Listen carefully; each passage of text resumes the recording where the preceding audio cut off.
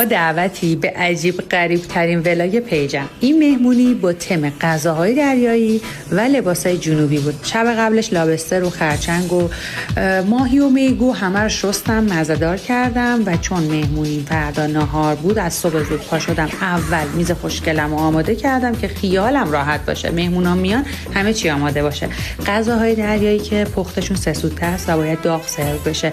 برای همین من نزدیک اومدن مهمونا غذاها رو یکی بار گذاشتم. لابستر و خرچنگ با همین موادی که میبینید کافیه فقط آب ریخته شه روش و 30-40 دقیقه با آب پز بشه. به همین راحتی و خیلی هم سریع.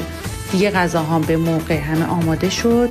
مهمونام رسیدن، میبینید که همشون هم خوش‌ذوق، پایه، اهل دل، خاله ها و یکی از داییای وحید جون بودن. یکی از خاله ها از چین اومدن و اولین بار چون بود برامون هدیه هم آوردن. هم از میزم که تکمیل شده، من خرچنگ، لابستر، شیرماهی، میگو سوخاری با سس مخصوص، حمص، میگو دو پیازه و ماهی مرکب برای غذاهام انتخاب کرده بودم و نگرانم نباشید به اندازه کافی ماهی و میگو بود که کسایی که خرچنگ و لابستر و ماهی مرکب دوست ندارن از اونا میل کنن.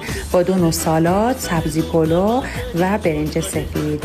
امیدوارم که شما هم دوست داشته باشین. مهمونام که خیلی استقبال کردن و براشون یه تجربه جالب بود. البته این غذاها ریسکیه و برای هر کسی نمیشه درست کرد. قلب و قرمز کن.